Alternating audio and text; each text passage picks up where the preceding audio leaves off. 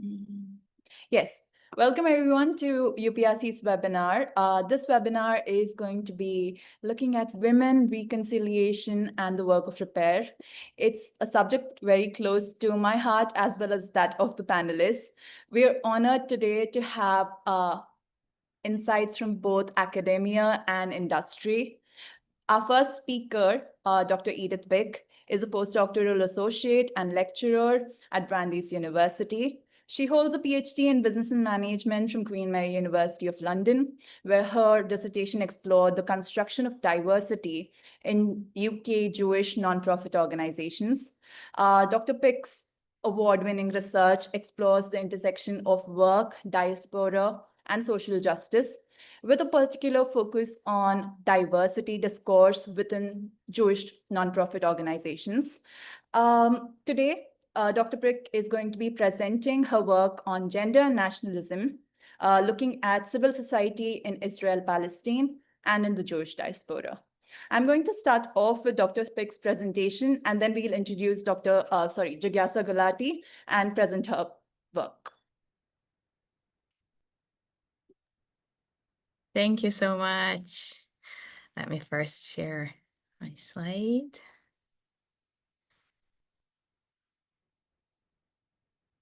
Okay.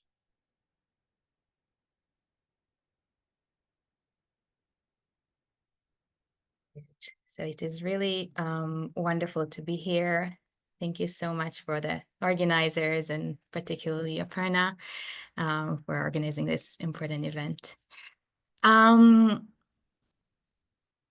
be sharing some thoughts on gender and nationalism, women and feminist organizing in Israel, in the Israeli-Palestinian context. I'll be focusing on Israeli civil society, particularly Jewish women in that space, and how those issues echo in the Jewish diaspora, and how Jewish women navigate tensions around gender and nationalism. First, I wanted to say a few words about peace, which is central to the title of this event. Up until the 1990s, the Israeli peace camp was a solid political camp, and peace was a legitimate and central political vision in the Israeli public discourse. The word peace gradually disappeared from the Israeli public discourse after the collapse of the Oslo Accords and the outbreak of the Second Palestinian Intifada in 2000. And today, I would say imagining peace requires a particularly creative mind. In Israel today, talking about peace is quite a radical statement, usually dismissed as being naive, delusional, almost insane. Large parts of the Israeli Jewish population. It is even associated with betrayal, with disloyalty to the Jewish people. What to me feels more urgent today is to focus on stopping the killing and atrocities in Gaza, ending the starvation policy, stopping the systematic destruction of Palestinian livelihood around health, higher education, infrastructure, and so on, and rehumanizing Palestinians and insisting on what probably should have been obvious, that Palestinian lives matter. So the decline of the idea of peace in Israeli society is very much linked to a sharp rise in national and nationalist sentiment, and the rise of the far right in recent decades. And we are seeing ideas around Jewish supremacy, ethnic cleansing, and even annihilation and extermination of the Palestinian people, which in the past were quite marginal and implicit in the political discourse, becoming really part of the mainstream political arena in Israel. So against this background, I'd like to talk today about gender and nationalism and militarism in Israeli civil society. That would mainly be my focus. And I'd like to ask whether women can and do bring a different voice around nationalist ideologies, And also to differentiate between women's participation in decision-making in Israeli and civil society and feminist organizing or thought, which I'll present in a minute. And also I'll explore some examples of how those questions manifest in the Jewish diaspora, which is central to my research. So,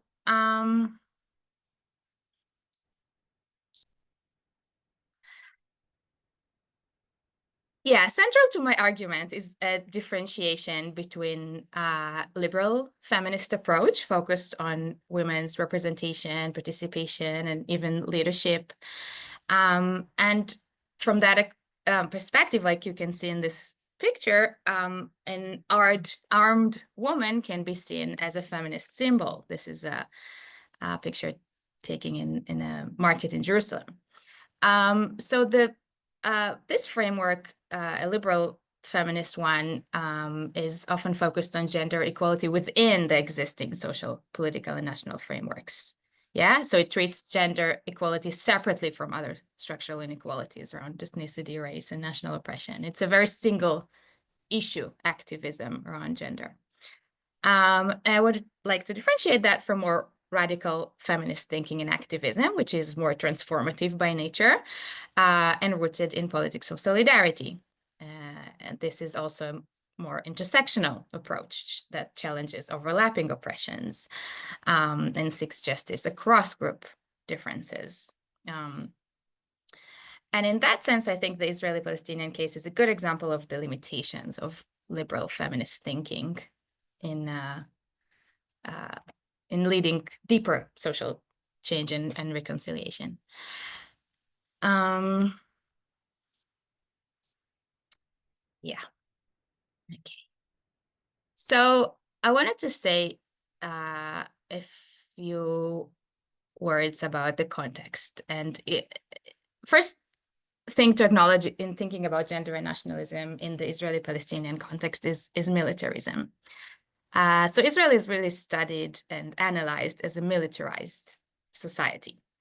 Military service is not only compulsory, but the military plays a key role in all walks of life. The IDF, Israeli Defense Forces, is a path to social mobility for ethnic, gender, national minorities in Israel.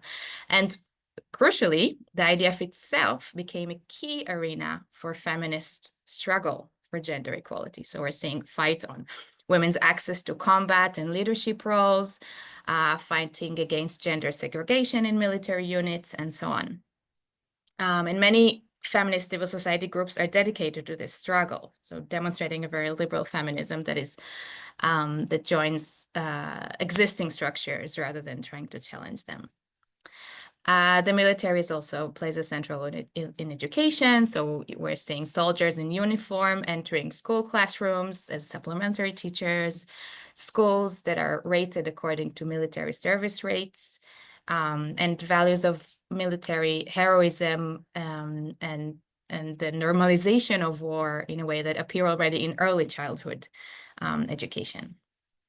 The military also has a strong presence in the culture.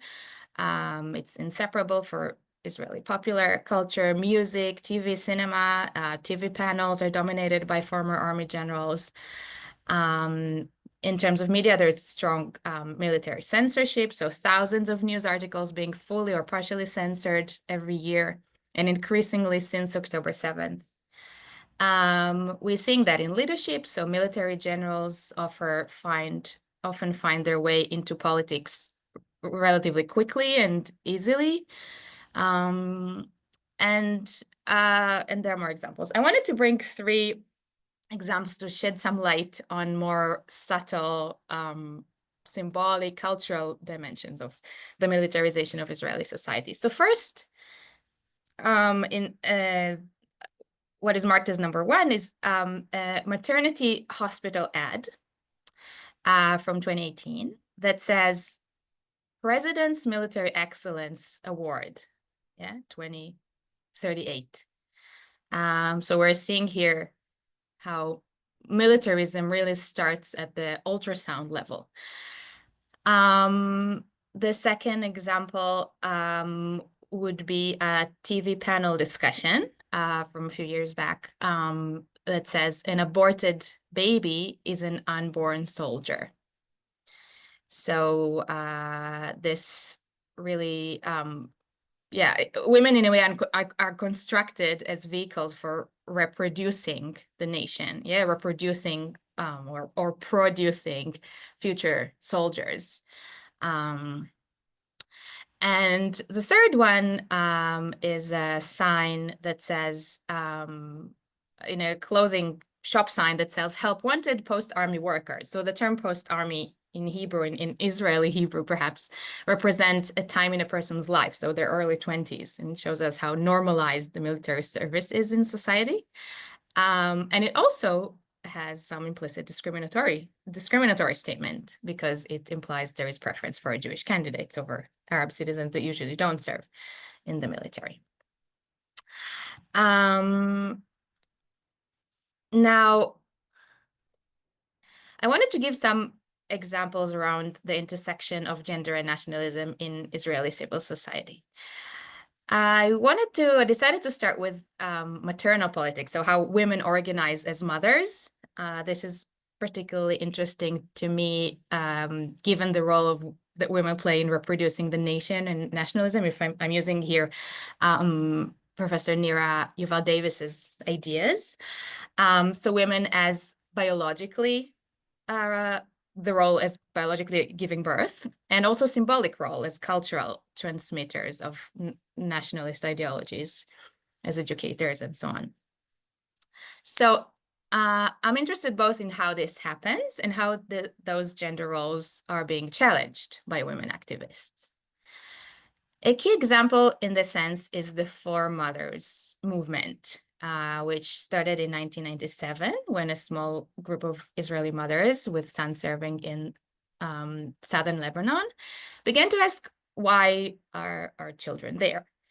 For context, since 1982, Israel maintained a security zone in Lebanon to block Hezbollah attacks. But over the years, this prolonged military presence led to many Israeli soldiers being killed and no clear purpose or policy direction.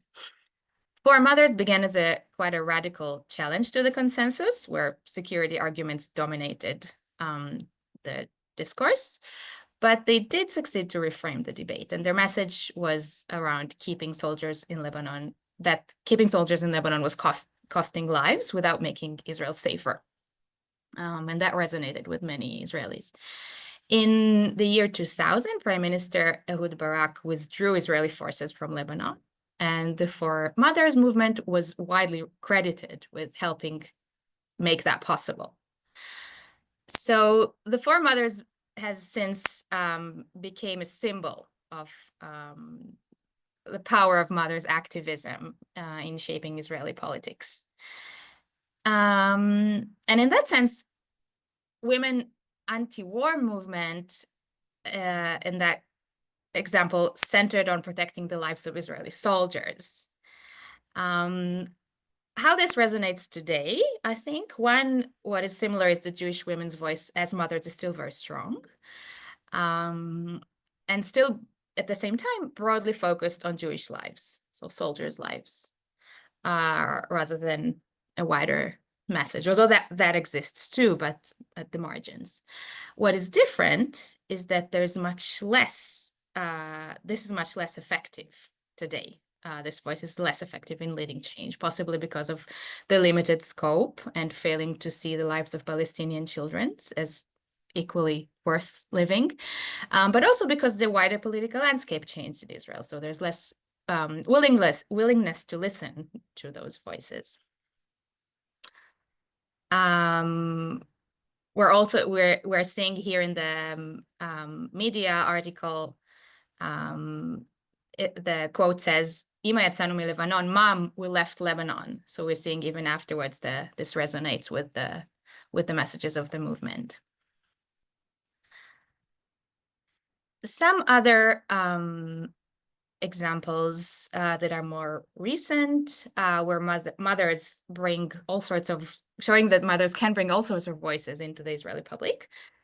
One would be what is called the Mother's Cry, Zakat HaImahot. So that's a grassroots anti-war movement of mothers of soldiers serving in Gaza, which is quite similar to the Four Mothers movement of the 1990s in its messages and scope. But other examples that I chose to bring, one would be Mothers Against Violence, which is a nonprofit advocating for peace, nonviolent resistance in a democratic Israeli society, and speaks from compassion to both Israelis and Palestinians. We're promoting messages of anti-militarism and reconciliation in a deeper sense. And the third example from the other side of the political spectrum is Mothers of the Israeli Soldiers, which represents mothers of IDF soldiers who support Israel's military operations and the sacrifices that their children make to protect the country. So quite an opposite message. In the picture from March 2024, this is a protest outside the US Embassy calling to stop the humanitarian aid to Gaza, which these mothers argued is effectively Hamas aid, which undermines the military operation that their sons are leading. So I think what we can see here is that women do not necessarily bring a voice of peace in this militarized setting. And maybe we should be focused more on feminist organizing over simply participation of women. Some other examples, and I'll do this more briefly. Israel Women's Network, first nationwide nonpartisan nonprofit for gender equality that was very focused on IDF as a central arena in the struggle for gender equality, as I mentioned before. On the other hand, there's Women Wage Peace, a grassroots peace movement advocating for a negotiated nonviolent resolution, with active participation of women from diverse political and religious backgrounds. There's taking a very different stance would be gun-free kitchen tables, so a feminist initiative that challenges the militarization by promoting gun control and really linking women's safety to disarmament and challenges and problematizes the normalization of guns in Israeli civil society.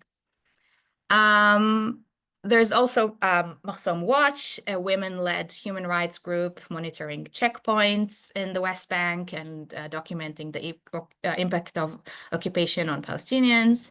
Itach Maki, a feminist legal advocacy focused on the 1325 UN resolution and implementing that in Israel. And I also wanted to mention Mesalvot, a network supporting young people refusing military service as an act of resistance to occupation. And here the word Mesalvot, refusers, in Hebrew is used, deliberately uses the feminine plural form in Hebrew, so signaling a feminist orientation and a challenge to dominant narratives around militarism. I also wanted to bring some examples of how what this looks like and how those narratives and missions are reproduced but also challenged in civil society organizations in the Jewish diaspora. So we're really seeing, I'll give some context perhaps first. In the Jewish diaspora, we're seeing contradictory trends in recent years. So on the one hand, Jewish institutions are increasingly working to delegitimize critics of Israel. So there's a growing effort to equate anti-Zionism with anti-Semitism and silencing legitimate criticism of Israel. Also with significant support from non-Jewish groups like in the US, the evangelical Christians. On the other hand, we're seeing many Jews, young and old, adopt a much more radical position rooted in solidarity with other marginalized groups, especially with Palestinians, advocating for the idea that protecting Jewish lives anywhere means protecting all lives, and linking the fight against anti-Semitism with fighting capitalism, anti-Blackness, anti-LGBTQ LGBTQ+ hatred and other structures of oppression.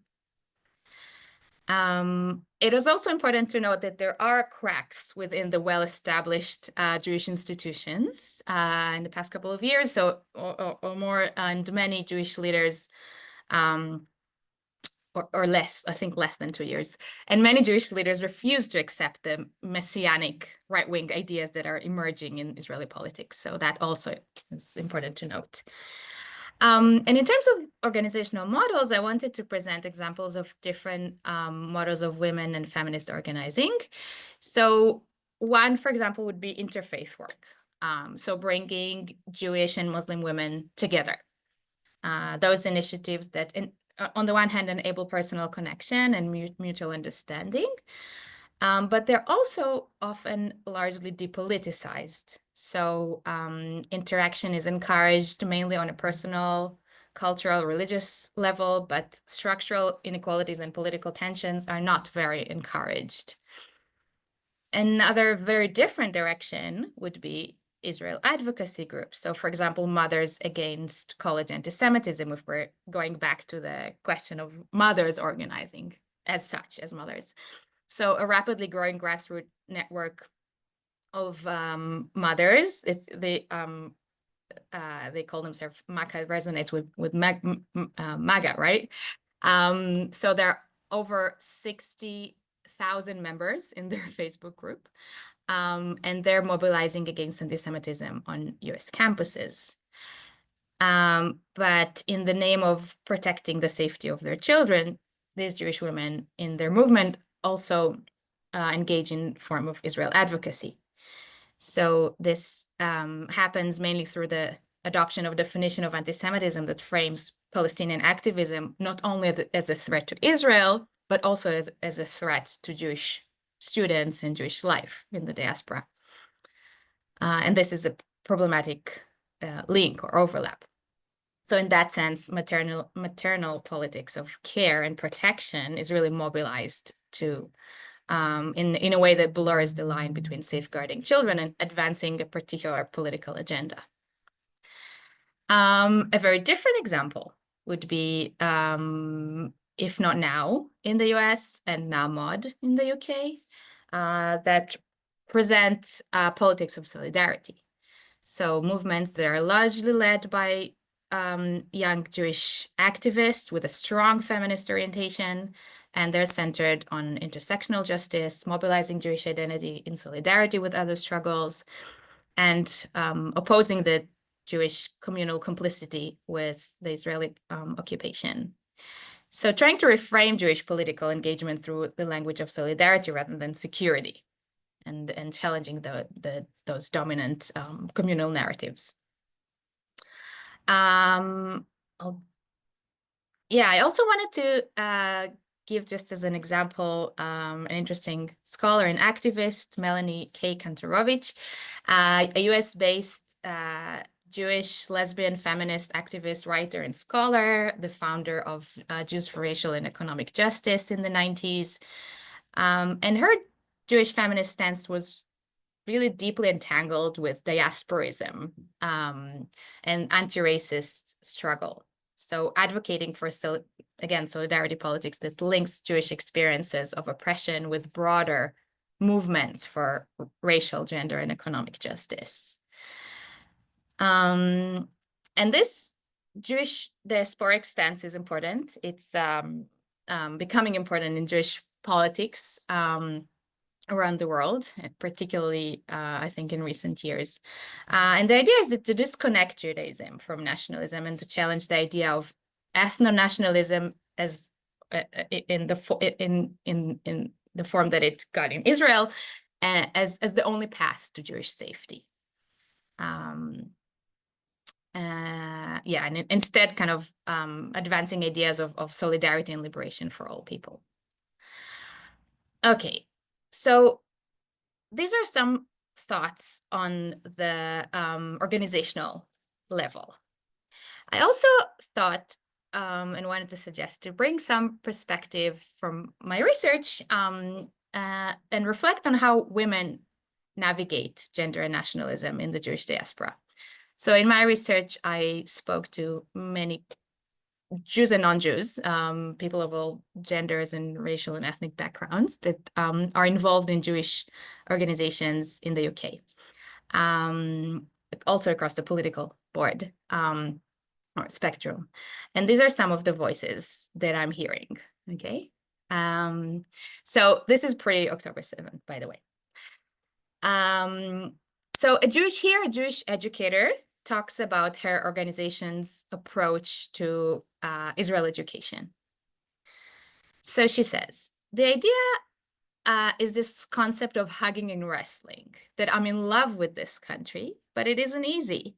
It's about having a mature relationship with Israel. And a mature relationship means that you know their good points and you know their bad points, and you're still willing to be in the relationship.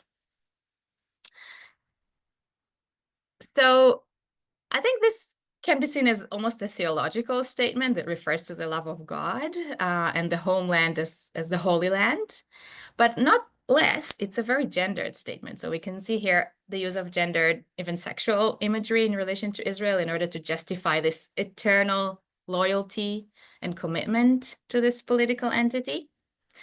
And thinking of the speaker, we can also see how women serve as reproducers of the nation. So women as the majority of the workforce in the nonprofit and civil society organizations, as educators, as administrators, are the key transmitters of national ideology, and they've expected to pass on the narrative.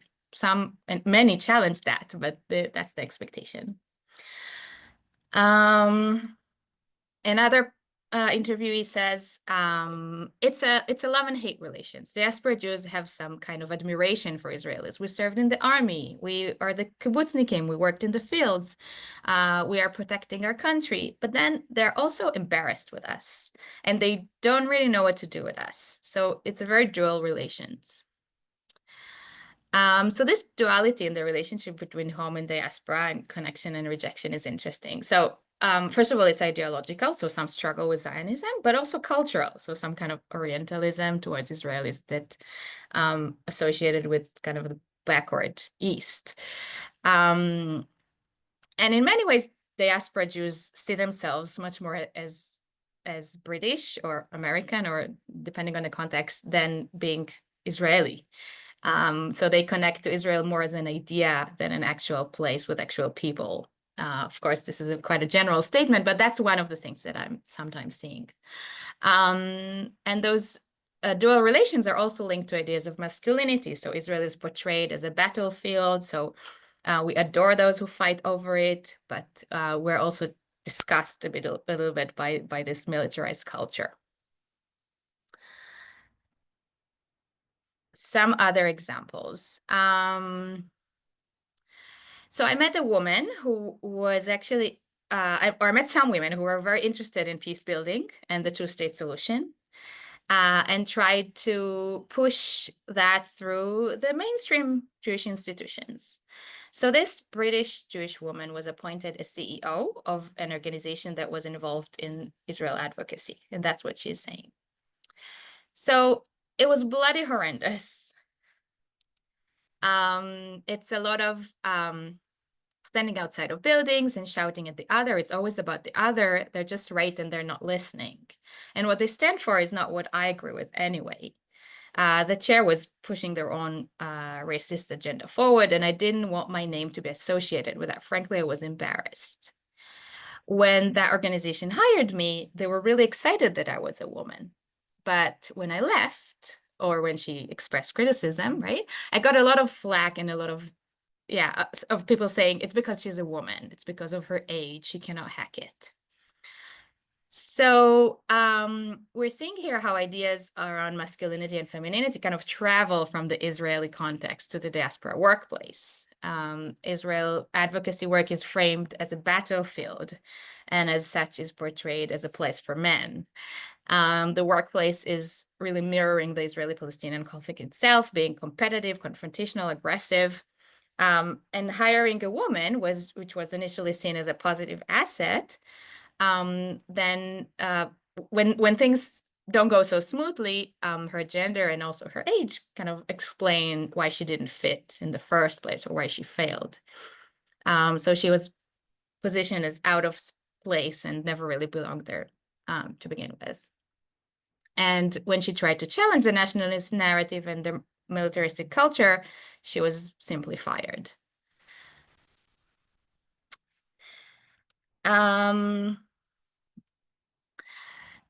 My next example is around this educational initiative. So this, the speaker here is a manager in, and she hired a woman who was a Palestinian woman to teach about the Israeli-Palestinian conflict from her perspective.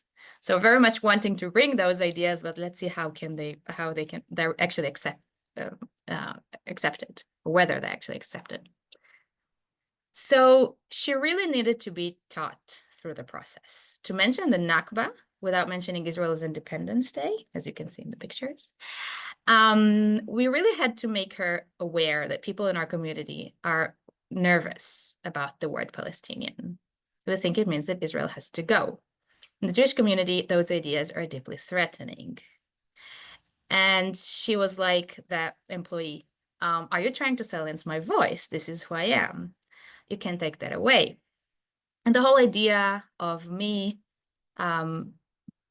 being the colonialist, imperialist Israeli imposing my opinion was definitely something that she felt.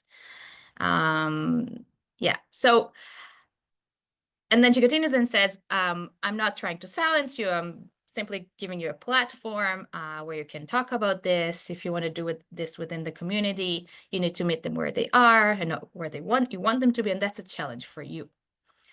So we're seeing, again, Israeli or Jewish Zionist civil society, I should say, trying to bring Palestinian speakers and voices, but the ability to truly hear them is quite limited. In other interviews, by the way, I heard how difficult it is to include even one Palestinian board member in Jewish peace-building initiatives. Aparna, am I running out of time? Yeah, okay, I'll finish then. So I'll jump maybe a couple of more words before I conclude. Yeah, so there's also an interesting dynamic here between two women, the Jewish manager and the Palestinian educator, and how women act as cultural mediators, transmitting and negotiating national values, and both women navigate these roles in interesting ways. And yeah, the fourth perspective that I'll bring briefly is much more critical. And this is an activist in a non-Zionist group. So they're saying, the people here all consider themselves as Jewish, predominantly queer, mostly women. I would like to think that our group is a space that celebrates identity, but is also connected to diasporism, what I mentioned earlier, which is about rejecting the tenet of Zionism that sees Jewish life as having to revolve around Israel, saying that we have to live a completely rich life in the diaspora without needing Zionism, without needing a state of Israel, and that we can be safe and we can be creative here, and, against the kind of model that sees flattening of Jewish identity outside of Israel. So I just wanted to conclude with that much more radical feminist vision that rejects the established idea of gender, sexuality, and nation altogether, and challenges the role of diaspora in reproducing the nation. And homeland as defining the diaspora. Okay, so that's broadly what I wanted to suggest today. And I'll just conclude by saying, emphasize, first, there is no singular women's voice, as you can see. So women organizing reflect very diverse positions, sometimes reinforcing, sometimes challenging nationalist projects. And to suggest that we need to shift from focusing on women's participation, a much more liberal feminism, to feminist organizing in a deeper sense that is rooted in politics of solidarity and extend beyond national, religious, and ethnic boundaries. So these are my thoughts for now. Thank you. Thank you so much, Edie, for that wonderful presentation. I have so many things to say, but I'm going to reserve my comments or questions for the panel discussion. I am going to move on to introduce Jagyasa Gulati. Jagyasa is a peace-building practitioner whose work spans migration, gender, and youth conflict across South Asia. With a background in peace and conflict studies, Jagyasa has led grassroots initiatives with displaced communities, particularly refugees, while contributing to global policy platforms, including the UN, that shape inclusive and rights-based responses to conflict and displacement. Her approach centers lived experience and intersectionality as vital tools for justice and reconciliation. Today, she's going to bring us insights about peace-building paradigms through a practitioner lens. Please join me in welcoming Jagyasa Gulati, presenting Beyond Security, Intersectional Approaches to Sustainable Peace. Jagyasa, the floor is yours. Thank you so much, Aparna. I hope you can hear me, and can you see my screen? Yes. Okay. Let me just... Okay. First of all, thank you so much for inviting me here, and thank you so much for the insightful presentation, Dr. Edith. I also have so many questions, so let me hold on to that, and then we'll come back to it during the panel discussion.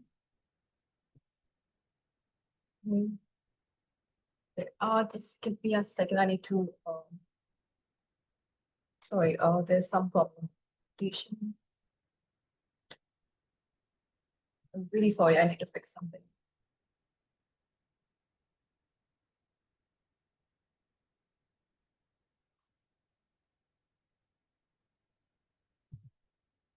Sorry, Jagyasa, if you'd like, I'm happy to put your presentation up for you, if that works. Just a second. Yeah, sure. Take it. Okay. Yes. I hope you can see it now. Okay.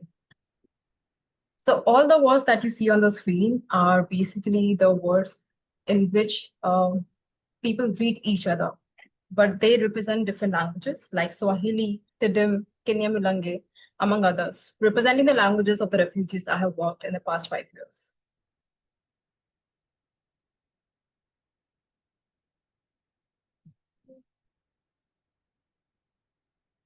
Okay, my slides are a bit, they're not moving.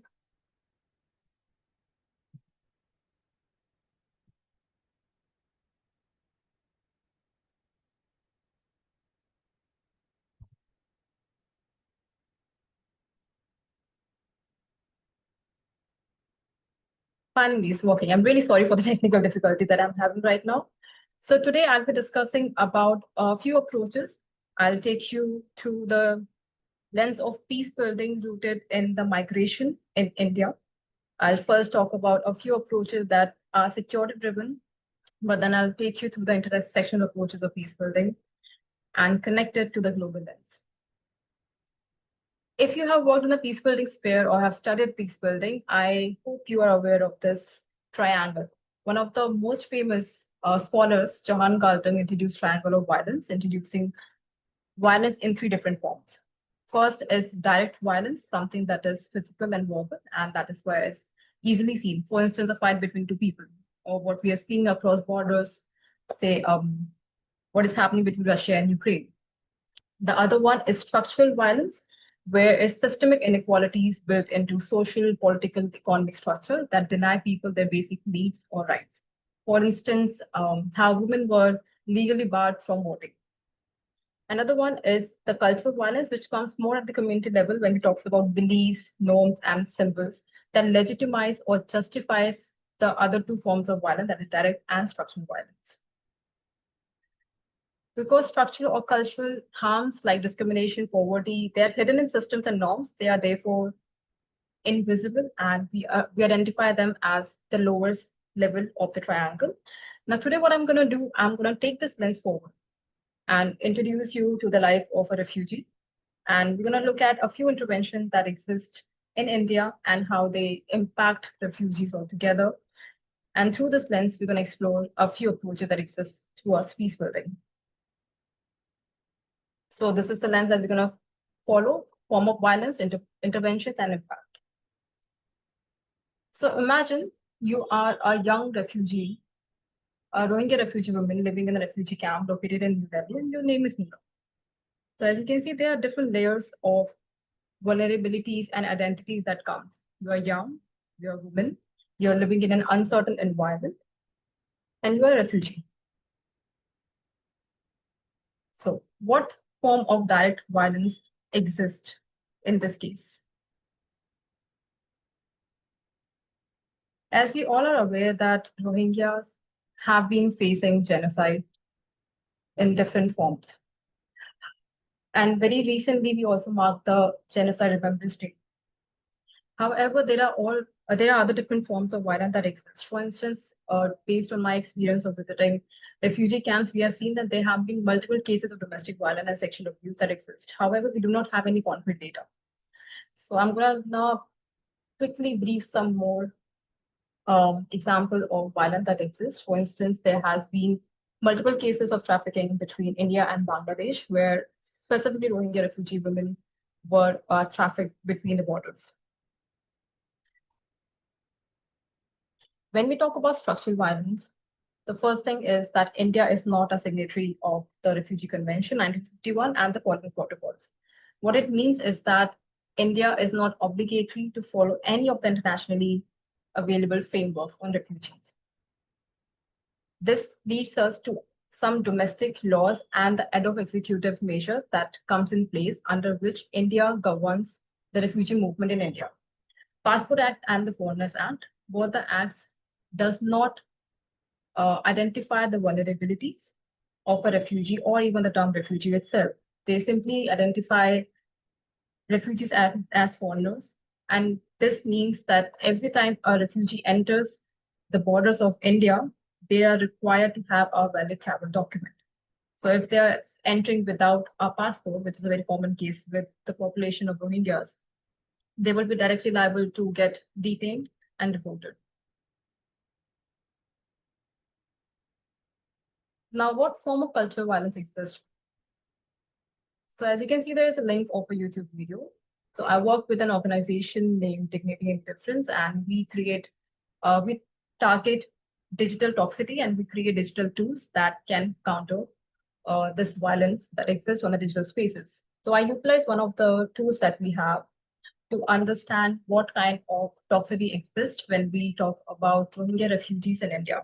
So I just put one video in the tool, and that gave me this entire data. As you can see, there are a few comments on the screen.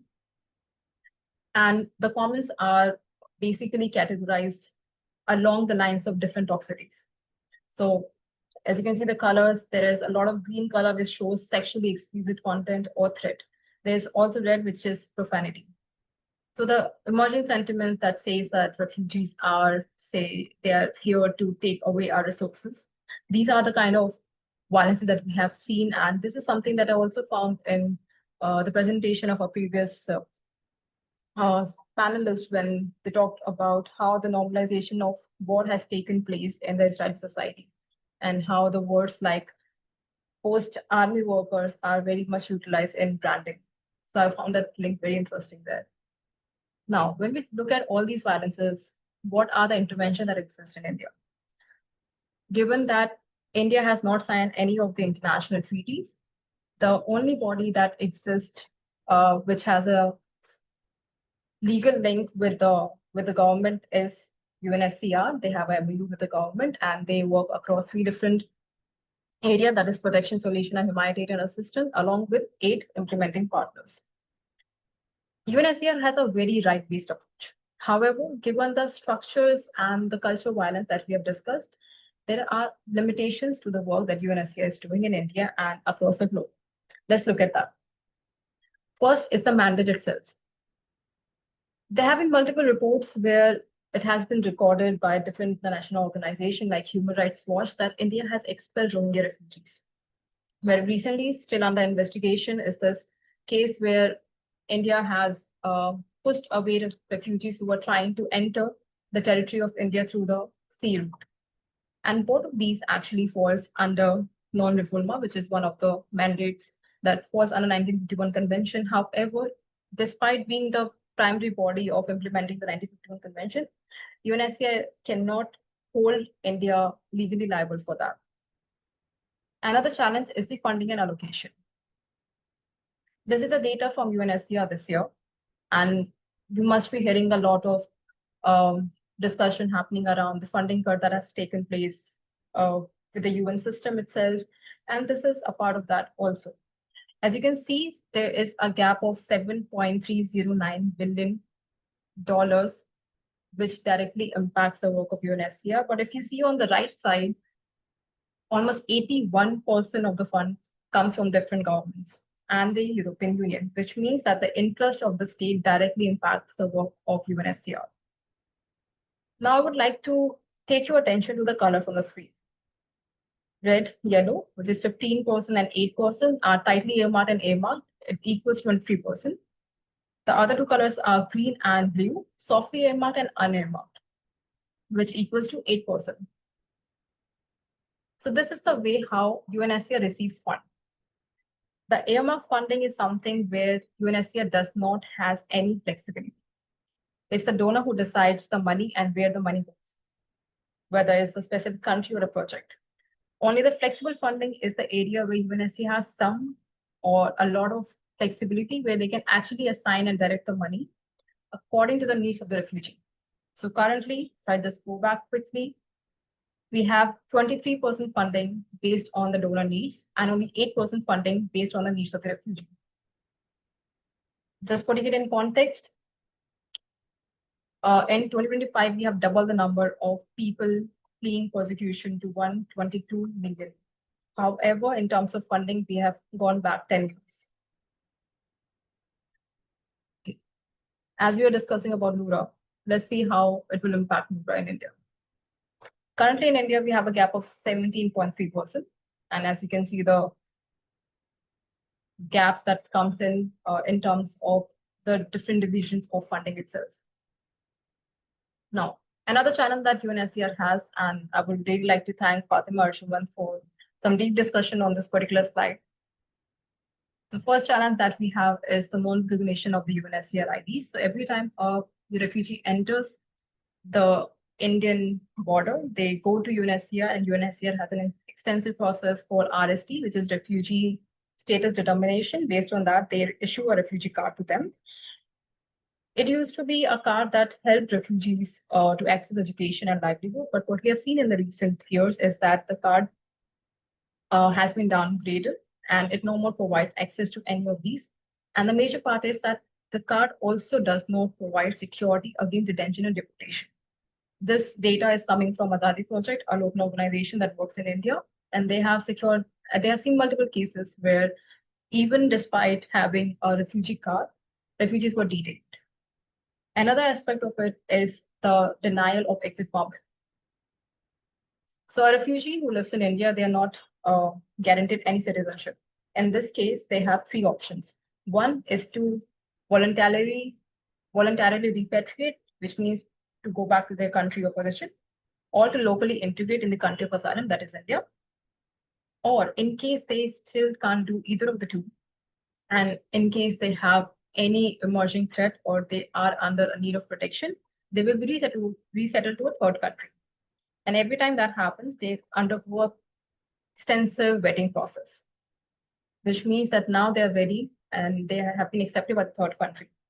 But to travel to the third country, they first have to receive a document that is called exit permit from the FRRO, which is the government of India. And there have been multiple cases. This report is from 2023, but in the last 2 years also, we have seen many more cases where despite having the permission, the travel documents, refugees were denied exit permit, which again hampers the work of UNSCR because after going through the entire process, which takes years sometimes, refugees remain stranded in India. Now, taking this a little step forward, we have US resettlement program. So US RAP is one of the oldest programs. It has been serving refugees for more than 40 years now. It has helped refugees have a safe haven to travel to US and start a new life. Millions have benefited from it. And this is also one of the programs that has received the highest number of refugees from India. And that's the reason I'm going to talk about this today. However, there is one more thing.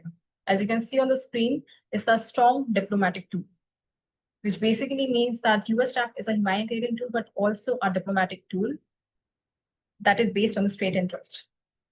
To get into perspective, we can see that in 2021, when the allocations were made, so every year the president has to submit a report with allocation ceilings and to the Congress, and then they finally sit together and finalize what were the numbers. So in 2021, the numbers came. It was based on the humanitarian concern. But in 2025, the number came based on the region. So this is how they choose to define it. So this again goes back to how they set the priorities. Another aspect of it is that the process itself is very complex and very complicated. For instance, if you see on the screen the number of South Asia, the ceiling was 35,000, but the actual numbers, the people who actually resettled to US was around 20,000. This is because that first, the process takes minimum of 18 to 24 months to complete, and there is no maximum timeline for you to get the result. So it can be more than 2 years or it can be more than 10 years. There's no timeline to that. The other aspect is the complex. If I just show you quickly, I'm not going to dive deeper into this, but this is how the entire process works. There are around 7 to 8 stages. You enter the program, you're accepted, then you have to go to multiple security checks, medicals, interviews, and only then you're accepted as a refugee. This process, again, takes a lot of time. Also, this is one of the most secure process in terms of the inherent security checks. There are 3 different types of security checks that takes place in this entire process. However, something interesting happened this year. This year, the declaration came, and based on the declaration, the project was stopped. And the reason for stopping the project was that it does not meet the public safety and the national security of the United States. I'll just read the quote that was given by the CEO of the Global Refugee and International NGO. The US Refugee and Mission Program was designed and ameliorated over 4 decades precisely to address the concerns used to suspend it today. And you must have heard that many refugees were stranded across the globe. One of the major ones was Afghan refugees. 1,600 refugees were stranded in Afghanistan and Pakistan, but there were many more people stranded across the globe, including India, but that never came in public. So when we have all these approaches and intervention existing, what are the other approaches and intervention that we could look at probably to have a more holistic idea of how we can bridge the gap that we have seen in these security-driven interventions? Let's look at some of them through the lens of intersection approaches of the civil society. What are the major principles on which the intersection approach relies on?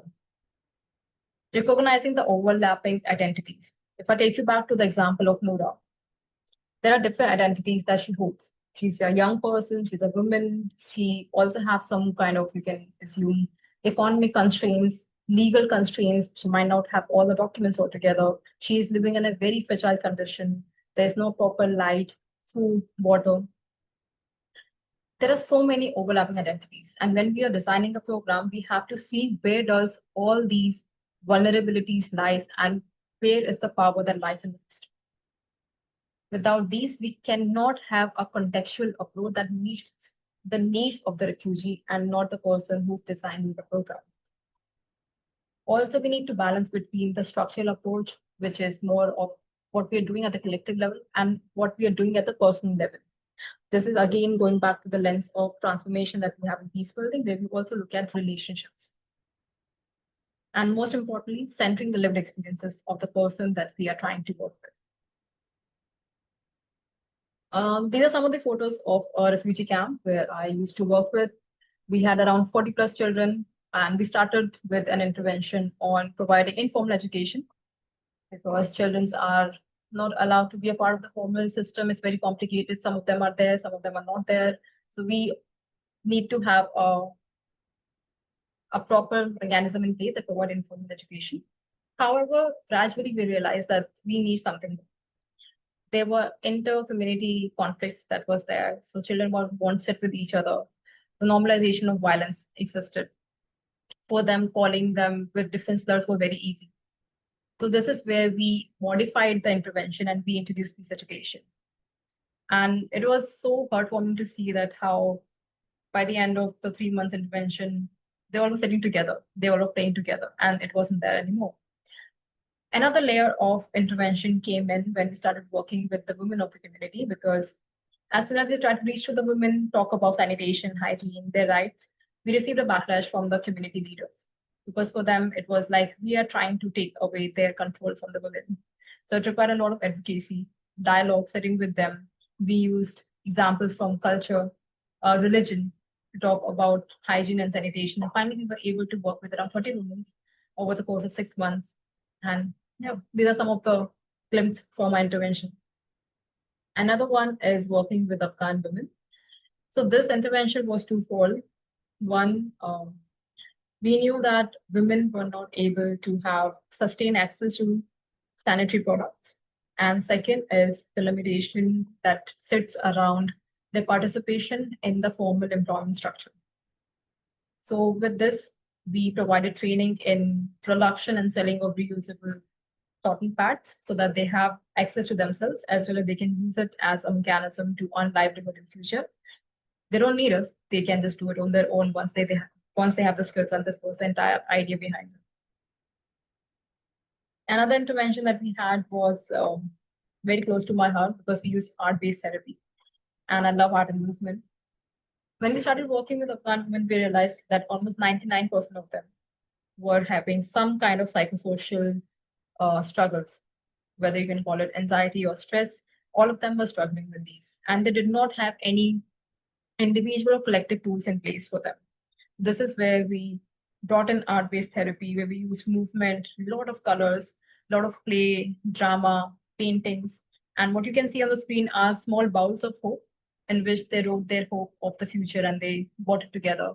The other one are the memories of Afghanistan, and they have messages written in Dari and Pashto, all of them. And by the end of the intervention, I remember there was this sharing from two participants that they feel like they have a community that they can fall back on. It's like a community of care that they have developed. So despite the differences that they have around their ethnicity, they all came together, and yeah, that was their space to come together. Another intervention was something more at a structural level. The right side picture is of Jamia Millia Islamia. Is the institution in India, and I completed my master's in peace and conflict studies from here.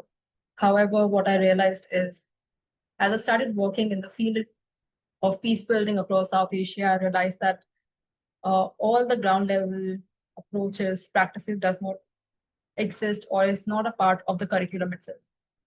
And this is where I designed this workshop series where we brought in facilitators, we brought in practitioners from across South Asia to talk about their approaches and to give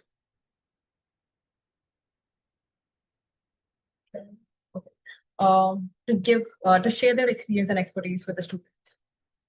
Another one is more of an advocacy where I have participated with in different forums.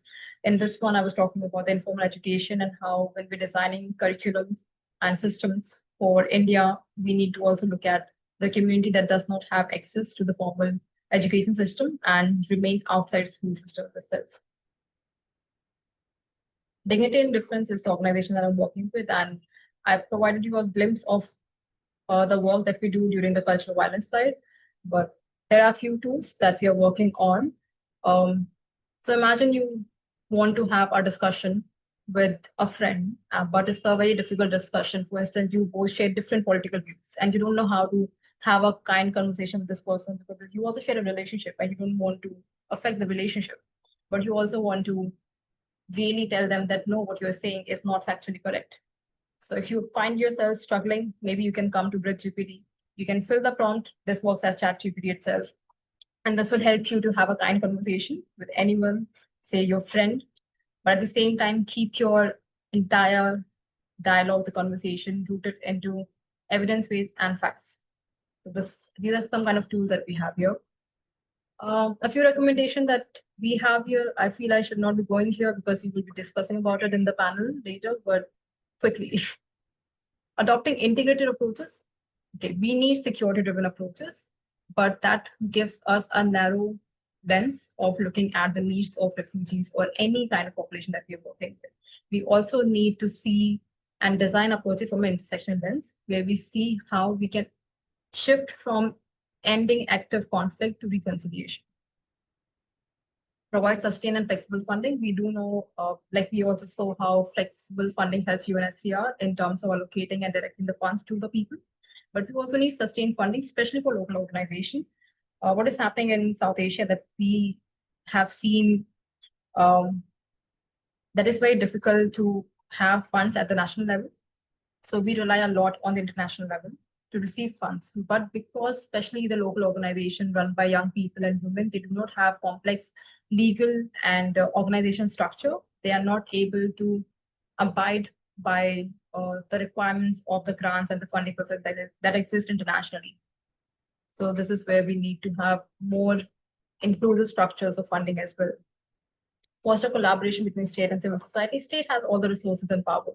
Civil society have all the ideas and access. Imagine when they come together. Documentation is something that I strongly believe in, and I guess this is an opportunity for me to advocate for that, given there are so many academicians in the room. There are different practices that exist also beyond the dominant lens of peace building in South Asia, whether it's Gandhian lens or Tagore or all of those practices. We have grassroots level work, whether it's rooted in arts or whether it's rooted in dialogue. We need to document those practices so that we can bridge them with international frameworks and international practices and give them more light. And I know there are limitations to the implementation of it, especially when we look at the policy level with states. There are a lot of power dynamics that comes in play, and I would love to dwell into that. It's just that I do not have much time. So recognizing that limitation for now, and this is where I'm going to stop. Yep. Over to you, Aparna. Thank you so much. Thank you again, Juliasa, for your fantastic presentation. I think we'll start off with the panel discussion now. Before I start off with questions, do either of you want to comment on each other's presentations? Just take a minute to do that if you do want to.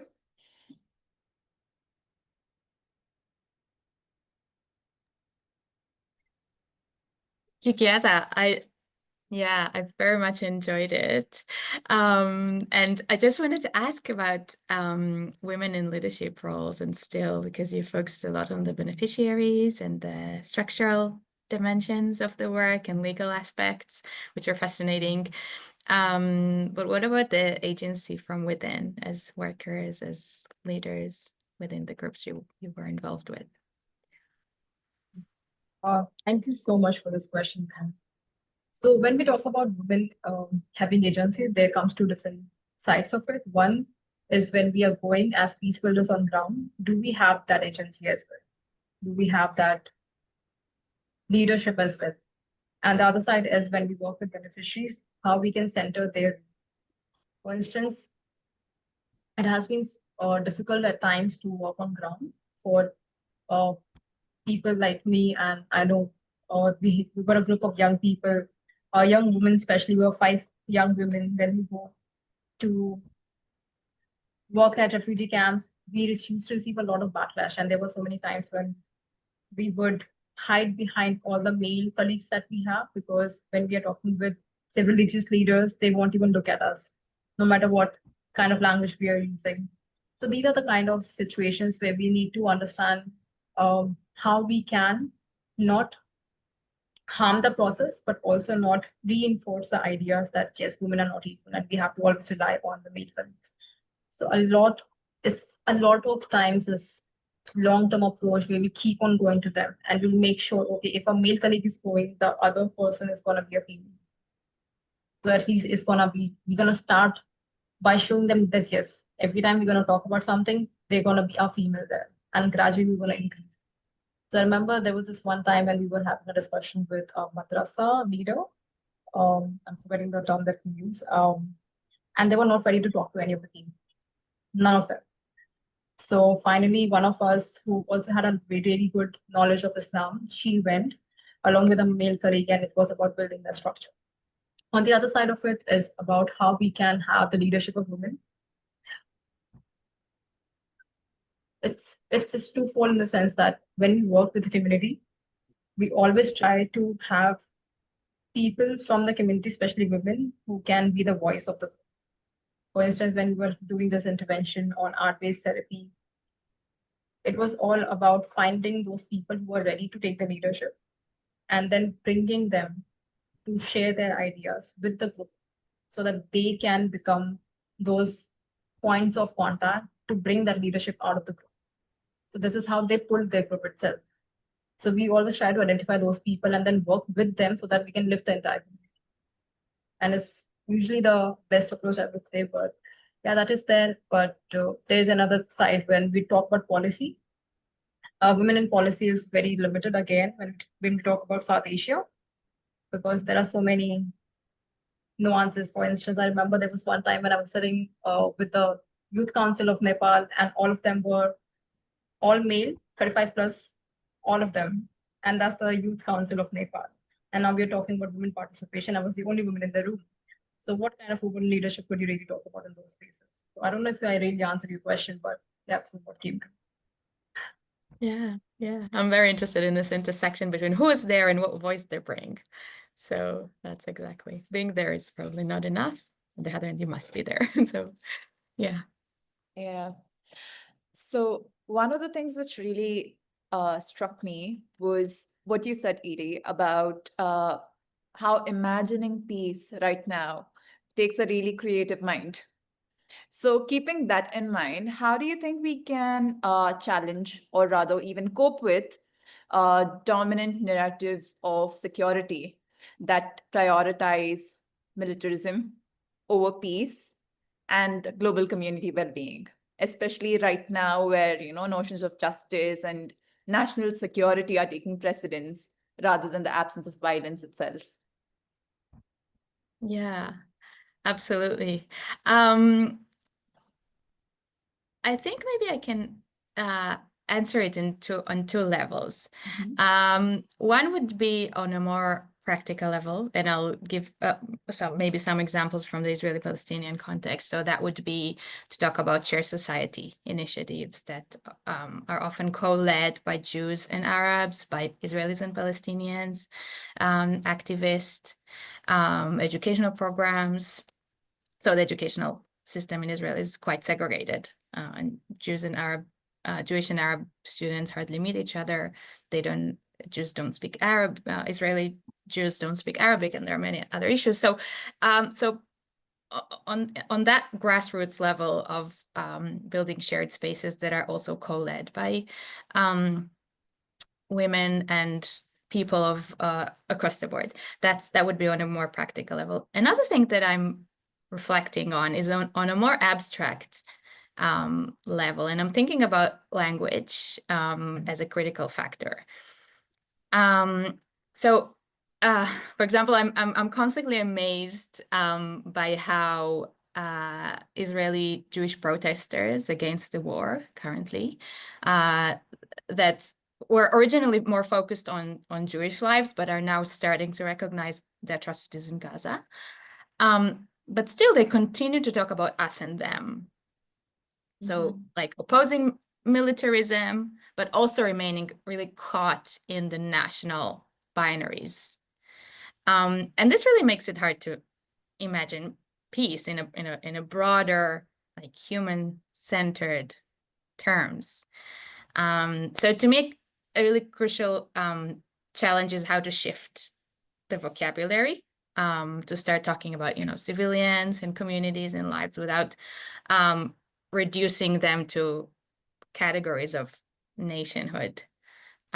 So yeah, perhaps being more mindful of that would be something that I hope to do. And on the Jewish diaspora level, a very important discussion that I didn't get to mention so much is around anti-Semitism. So how is the term that is constantly being used actually defined? There's a huge debate around the definition of anti-Semitism and a lot of political forces that are pushing and pulling, particularly towards equating or the overlap of anti-Zionism and fierce criticism of Israel with anti-Semitism. So bringing that more to the awareness, there's a lot of suppression, not only on speech around Palestine, but even we cannot really talk about the definition of anti-Semitism. Yeah, creating a more reflective and honest conversation about the language we're using would be another thing that I would encourage. Jigyasa, the same question to you. Do you have any thoughts on this? Could you just quickly repeat the question, because I was so lost in the answer. No worries. How can we challenge dominant narratives of security that currently prioritize militarism over peace? Because for me, it comes with the idea like, what is the cost of militarism itself? Like, there are so many examples across the globe. For instance, we are seeing the wars right now between Israel and Palestine. We see how Israel is putting a lot of money in the military aspect of it. But then we have all the other wars as well that has been going on for years, like Yemen. How much money have we really put? But what is the result? Have we even been able to end that first lens, the first layer of violence? No, the violence still exists and it still keeps on going on. So I think that's the question that we could start asking. And even when we look at security itself, what do we mean by security? Okay.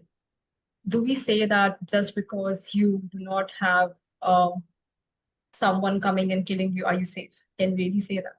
Imagine again, just like of someone who is under a constant threat that yes, a war can fall anytime. Can you still say that the security is there? And this is where we can look at different approaches, for instance, how Women, Peace and Security, the resolution 1325, how it defines, say, a people-centered security lens, where security does not come just with the end of violence, but also looks at the social, economic, and political aspect of life as well. So how can we bring and talk about these other nuances? So I think, yeah, that's what I would like to add. And just following on from that, because you did talk about the cost of war, one of the things you'd mentioned was the absence of funding for interventions at the grassroots level in the Indian context and beyond, how you are reliant on international organizations. To both of the panelists, how do you think, I guess, global institutions as well as governments can more effectively support civil society organizations involved in peace building at the grassroots level? Yeah. Adi would like to go first. I can go first. I think, first of all, I'm thinking about your question that there's some kind of an assumption that there is political will. And I think what we're seeing today, particularly on state government level in the US, in Israel, much of, globally, to be honest, is quite the opposite. So governments are moving in a nationalist direction, which is also deeply tied to patriarchy in ways that really restrict feminist peace building. So even just yesterday, the US sanctioned 3 Palestinian human rights organizations. And in the UK, there is, the Palestine Action that was designated a terrorist group, really leading to unprecedented attack on freedom of speech. So just recent example. So I think the trend is quite opposite, and there is no political will. And really, civil society needs to push against the current in that respect. In terms of international institutions, they probably can do more. I think there was a huge frustration around the attempt, but eventually lack of success in terms of the war on Gaza and the role of the UN in that respect. But there is will, I believe. So I would say provide protection, visibility, resources to civil society groups would probably be at the center of that attempt to amplify those voices in global forums and so on. That would be this would be my thoughts. Thank you. I agree with what Dr. Edith mentioned regarding the political will. Do we really have it? And I also don't see it coming, especially in the context of Asia, where states are really sponsoring something. And if we see most of the program that really receive funds, and the fund comes from the European Union or from the West side, because we do not have institutions that really are able to provide funds. Now, even when we see there are different institutions like APA, WLD that really sponsors feminist movement, Arjun Fund Asia, there are different, these forums, and they do have resources. But then comes another layer that restricts the entire process, and that is the transfer process itself. So, for instance, when you are transferring money to countries like Nepal, half of the money will cut during the process of transferring the money. There are times when you will get around 25% tax because the national laws are designed in a manner where you won't receive more funding. And again, there are laws like FCR that exist in India that again hamper the entire movement of funding coming in inside the spaces. So where we do not have a will with the states, where we have some different other states that really want to provide funds, I think we also need to look at the nuances of these funds, how we can really make it accessible to the people who really need it, the organization that we need. There are so many laws, whether it's 50C and other laws that comes into place, it makes it so much difficult that even after you receive funds, you have to keep on filling the forms, keep on filling the narrative reports that goes every month or every 3 months, that you need to have one dedicated person who will simply look at the funding process, which again diversify and directs the entire focus and your already limited resources to just look at the funding side of the organization, which is not even about trying to see how we can utilize the fund to reach the actual population, but it's more about just meeting the different bureaucratic processes of different organizations. So I'm cognizant of the time, but I did want to open up the floor to any audience questions. If you do have questions, please do send them to either of us and we will be able to answer them. I will put them to the panelists. But as one last question from me while we wait on the audience. So we are living in a VUCA world. It's volatile, it's uncertain, complex, and ambiguous. And if you look at the news every day, there is so much, I guess, so much reason to despair. What gives you both a hope in the current moment? And where do you see the most potential for transformational peace building?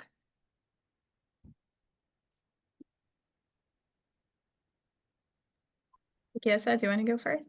Okay. I guess that's the most often asked question to me. Like every time you post something, like what is the hope that keeps you going? Because how would you define peace in the current times? Every day you wake up, you check the newspaper, is full of violence that you see around. But I guess it's more about choosing the hardship. Either you can choose the hardship of not reacting and responding, just sitting and just absorbing the violence that comes in, or you can choose to do something. Maybe it brings a lot of failure. Every day you might feel like, what am I doing? Am I doing enough? But and that is very difficult to accept at times, whether you are doing enough. But I think that hardship is still better than the previous one. And I guess I have been fortunate enough to be surrounded by the community of young peacebuilders, especially people who are every day trying to do something. Every time they receive something bad, for instance, I know a friend of mine who has grown up in poverty, who lost his sister to poverty, and he made a choice that he will build systems so that no one else has to stay limited in his village, and he will have the healthcare processes available. He has been diving. So I guess those small examples of the people who are still working and transforming those barriers to opportunities. So this is what keeps me going. And again, that's the hope that young people are here. We have so many innovative approaches. And I hope if we receive some more support, we will amplify the work, but still, even if the support is not there, we'll find a way.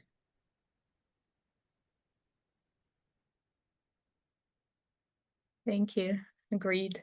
I'll add some thoughts. I would say I'm encouraged by